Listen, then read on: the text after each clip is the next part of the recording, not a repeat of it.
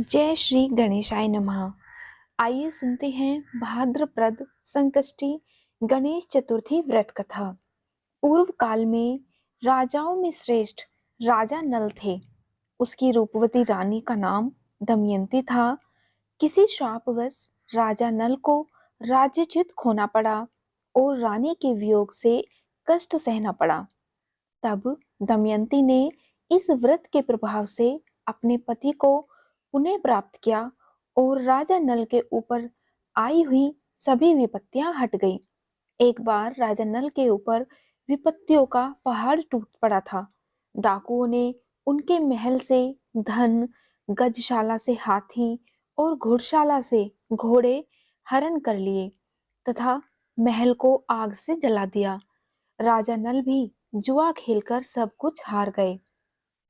तब नल ने असहाय होकर रानी के साथ वन को चले गए। शापवश स्त्री से भी वियोग हो गया।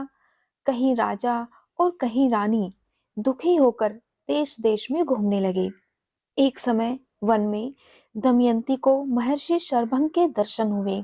दमयंती ने मुनि को हाथ जोड़कर नमस्कार किया और प्रार्थना की कि प्रभु, मैं अपने पति से किस प्रकार मिलूंगी।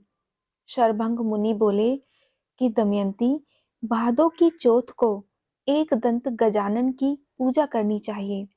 तुम भक्ति और श्रद्धा पूर्वक गणेश चौथ का व्रत करो तो तुम्हारे स्वामी तुम्हें मिल जाएंगे। शरभंग मुनि के कहने पर दमयंती ने भादों की गणेश चौथ को व्रत आरंभ किया और 7 मास में ही अपने पुत्र और पति को प्राप्त किया। इस व्रत के प्रभाव से नल ने सभी सुख प्राप्त किए और विघ्न का नाश करने वाला तथा सुख देने वाला यह सर्वोत्तम गणेश जी का व्रत है। अब सुनते हैं गणेश चतुर्थी की दूसरी कथा। एक बार महादेव जी पार्वती सहित नर्मदा के तट पर गए। वहां एक सुंदर स्थान पर पार्वती जी ने महादेव जी के साथ चौपड़ खेलने की इच्छा व्यक्त की। तब शिव जी ने कहा, हमारी हार जीत का साक्षी कौन होगा। तब पार्वती ने तत्काल ही वहां की घास के तिनके बटोरकर एक पुतला बनाया और उसमें प्राण प्रतिष्ठा करके उससे कहा कि बेटा, हम चौपड़ खेलना चाहते हैं, किंतु यहाँ हार जीत का साक्षी कोई नहीं है। अतः खेल के अंत में तुम हमारी हार जीत के साक्षी होकर बताना कि हम में से कौन जीता और कौन हारा। खेल आरंभ हुआ। तब देव योग से तीनों बार पार्वती जी ही जीती। जब अंत में बालक से हार जीत का निर्णय कराया गया तो उसने महादेव जी को विजयी बताया। परिणामतः पार्वती जी ने क्रोध होकर उसे एक पांव से लंगड़ा होने और वहां के कीचड़ में पड़ा रहकर दुख भोगने का श्राप दे दिया। तब बालक ने विनम्रता पूर्वक कहा कि माँ, मुझसे अज्ञानवश ऐसा हो गया है। मैंने किसी कुटिलता या द्वेष के कारण ऐसा नहीं किया। आप मुझे क्षमा करें तथा मेरी शाप से मुक्ति का कोई उपाय बताएं। तब ममता रूपी माँ को उस पर दया आ गई और वे बोली, यहाँ नाग कन्याएं गणेश पूजन करने आएंगी। उनके उपदेश से तुम गणेश व्रत करके मुझे प्राप्त करोगे। और इतना कहकर वे कैलाश पर्वत चली गई। एक वर्ष बाद वहां श्रावण में नाग कन्याएं गणेश पूजन के लिए आई। नाग कन्याओं ने गणेश व्रत करके उस बालक को भी गणेश के व्रत की विधि बताई। तत्पश्चात बालक ने 12 दिन तक श्री गणेश जी का व्रत किया। तब गणेश जी ने उसे दर्शन देकर कहा कि मैं तुम्हारे व्रत से प्रसन्न हूँ, मनोवांछित वर मांगो। बालक बोला, भगवान, मेरे पाँव में इतनी शक्ति दे कि मैं कैलाश पर्वत पर अपने माता पिता के पास पहुंच सकूं और वे मुझ पर प्रसन्न हो जाएं। तब गणेश जी ने तथास्तु कहकर वहां से अंतर्ध्यान हो गए। बालक भगवान शिव के चरणों में पहुंच गया। शिव जी ने उससे वहां तक पहुंचने के साधन के बारे में पूछा। तब बालक ने सारी कथा शिव जी को सुना दी। उधर उसी दिन से अप्रसन्न होकर पार्वती शिव जी से भी विमुख हो गई थी। तदुपरांत भगवान शंकर ने भी बालक की तरह 21 दिन पर्यंत श्री गणेश जी का व्रत किया और जिसके प्रभाव से पार्वती के मन में स्वयं महादेव जी से मिलने की इच्छा जागृत हुई और वो शीघ्र ही कैलाश पर्वत पर आ पहुंची। वहां पहुंचकर पार्वती जी ने शिव जी से पूछा, भगवान, आपने ऐसा कौन सा उपाय किया जिसके फलस्वरूप मैं आपके पास भागी भागी आ गई। शिव जी ने गणेश व्रत का इतिहास उनसे कह दिया।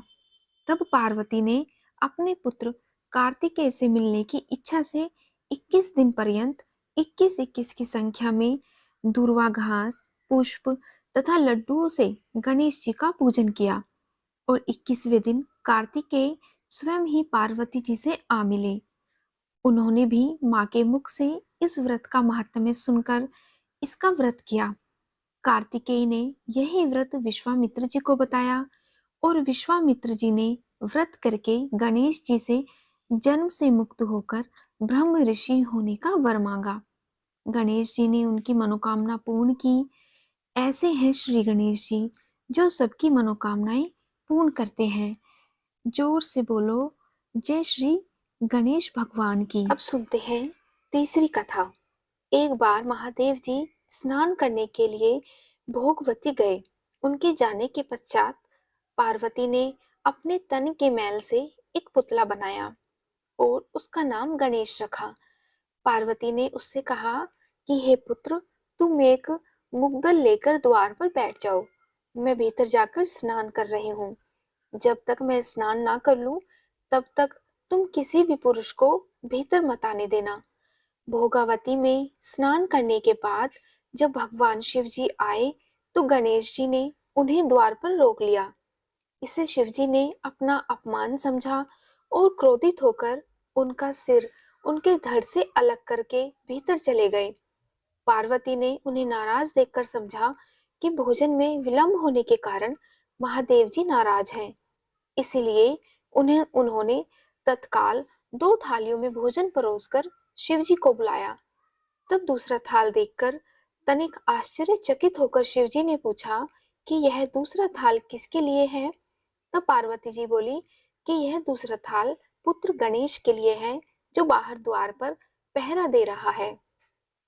यह सुनकर शिव जी और अधिक आश्चर्यचकित हुए। तुम्हारा पुत्र पहरा दे रहा है? हाँ नाथ, क्या आपने उसे देखा नहीं?